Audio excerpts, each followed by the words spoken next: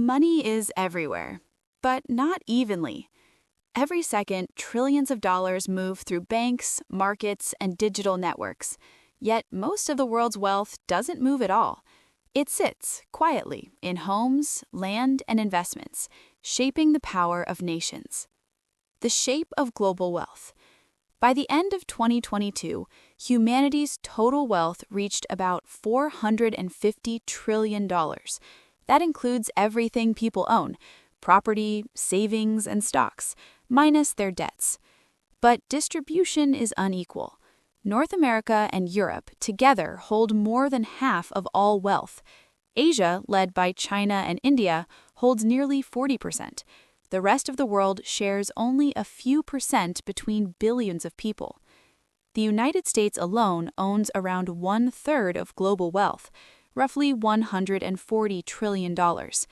China follows with about $85 trillion, then Japan, Germany, France, and the United Kingdom. These few nations together control nearly 3/4 of everything humanity owns. Wealth per person. If we divide wealth by population, the gaps widen. In Switzerland, the average adult holds over $700,000 in net assets. In the United States, around $500,000. In China, about $75,000. And in India, just $16,000. Globally, the average person holds $85,000, but the typical person, the one in the middle, has less than $9,000. The richest 1% of adults own almost half of global wealth. Meanwhile, more than half of humanity owns less than $10,000. What wealth really means? Wealth isn't only money. It's homes, pensions, stocks, and businesses. In Western countries, about half of household wealth lies in real estate. In China, the share is smaller. Much of the country's capital is tied to state-owned companies. When markets fall, paper wealth vanishes fast. In 2022, financial assets dropped by almost $19 trillion, while property values rose by nearly $8 trillion, softening the blow. The world's money. So how much of all this is actual money, the kind you can touch or spend? If you counted every coin and banknote on Earth, you'd find about $8 trillion of cash in circulation. Most money today is digital. Once you include bank deposits and savings, the world's money supply exceeds $100 trillion. China holds nearly $45 trillion, the United States around 22, the Eurozone 16, Japan close to 10. Physical cash may still flow, but it's only a tiny slice of the value humanity has built. The state and the people. Governments also hold wealth, or debt. In the United States and much of Europe, public net wealth is near zero. In China, it's the opposite. The state owns roughly $40 trillion in assets. Some countries store their riches in sovereign funds. Norway's oil fund alone holds over $1.3 trillion, enough to give every citizen nearly $250,000 each.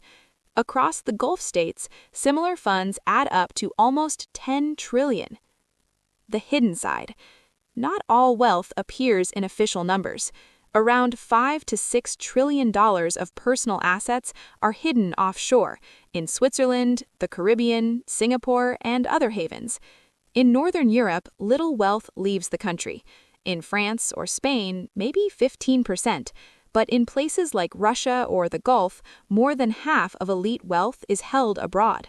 Almost all of it belongs to the richest 0.1%. Regions and rankings. North America remains the richest region, followed by Europe and East Asia.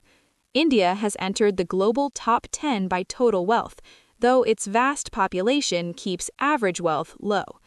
Latin America and Africa together hold less than 5% of global wealth, despite housing more than 1/3 of humanity. Where wealth gathers, power follows, in finance, politics, and influence. Private fortunes dominate the West. Public assets define much of the East. Oil and investment funds sustain the South. Closing. If we combined every home, share, and savings account, the total would dwarf the world's physical cash many times over. Most of wealth is silent, stored, not spent. It lives in ledgers, vaults, and property deeds, quietly defining who leads and who follows. In the end, money lives where trust lives, in the systems and promises we choose to believe in. And today, those promises are more concentrated than ever before.